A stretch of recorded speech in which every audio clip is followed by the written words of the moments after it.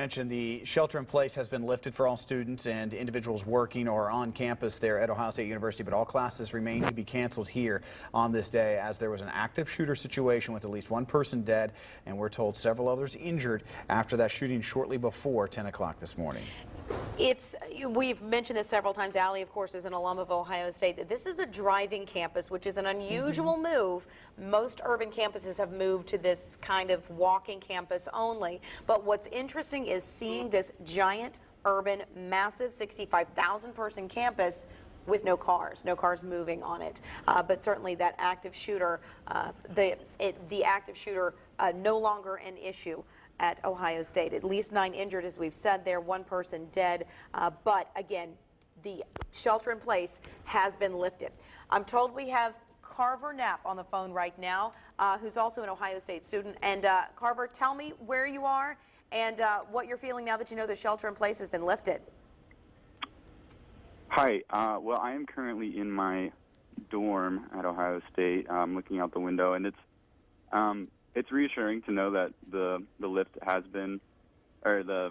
lockdown has been lifted. I'm watching a lot of people are just pouring out of the buildings. It seems like everyone has all gotten the news, so it's nice to know that law enforcement was able to get everything under control.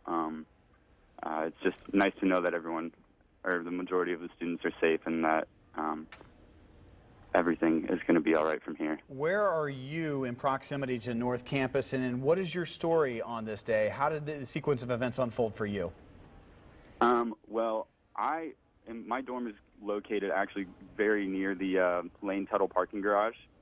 So it was a little bit freaky to see all of the law enforcement just taking control of the streets, telling everyone to clear the streets, and really locking down that area.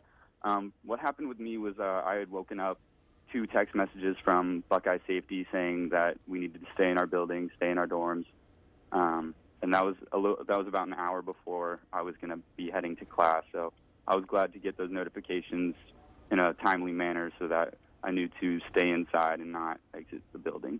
And Carver, Allie Kramer here. I graduated from Ohio State in 2012, and I'm familiar with the area. What dorm are you in?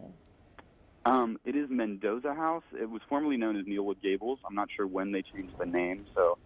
Okay. And what's the population there? Are you with other first-year students, and how big is the dorm there? I am with one other. There are some first-year students in the dorm. Most of them are second-year students, for the most part. And then I'm sorry, I missed the last part of that question. Well, and describe to me, you know the North Campus area very well, and all the buildings there. I mean, this is a heavily populated part of campus with all of the engineering buildings and the business school. Have you had classes up on North Campus? Oh, yeah, frequently. A lot of freshmen, especially freshman chemistry classes, a lot of them, big lecture halls are held on North Campus, along with the engineering buildings themselves. They have very large lecture halls, so it's a very populated area. It's very dense with students. I mean, even now, as the lockdown's being lifted, you can see there's a massive amount of students outside.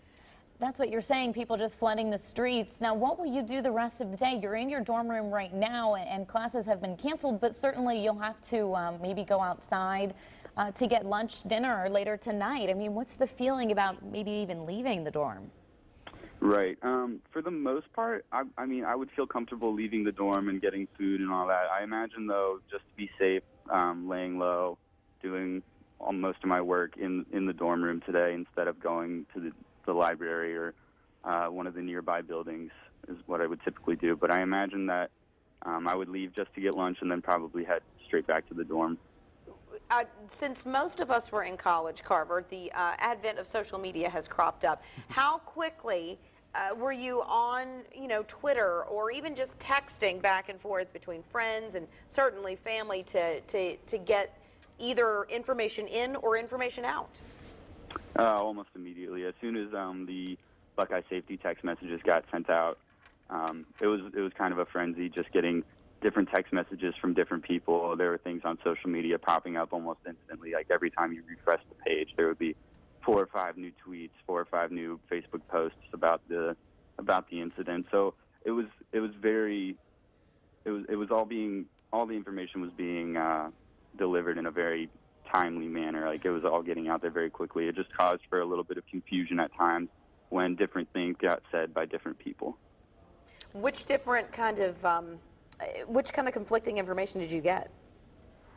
It wasn't so much conflicting as it was, there were, like, early on, like, people were saying, oh, there's 2 or 3 injured people, and other times there were 7 to 8 injured people. So it was hard to know in the moment what exactly was true and what wasn't. As this was going on, did you talk to other classmates or individuals in the dorm? What was the mood like? Was it calm? Was it nervous? Was it, you know, a sense of being scared at that moment? I would say it was a little nerve-wracking, just knowing, because I mean there were definitely people that didn't have their phones on them at the time, so it was nerve-wracking to reach out to friends on campus and not receive any response and not know if they were okay or not. What a day not to have your phone. Can you imagine? Like, you know, you feel bad anyway not having it with you, but what a day not to have it on a day like this. Right, yeah, that would be scary. Well, Carver Nabb joining us once again. He is a Mason native who is currently a student at The Ohio State University. We appreciate the insight. We're glad you're safe. We're glad that the lockdown has now been lifted. And for the time being, that phase of the story is over with for you. Carver, thanks.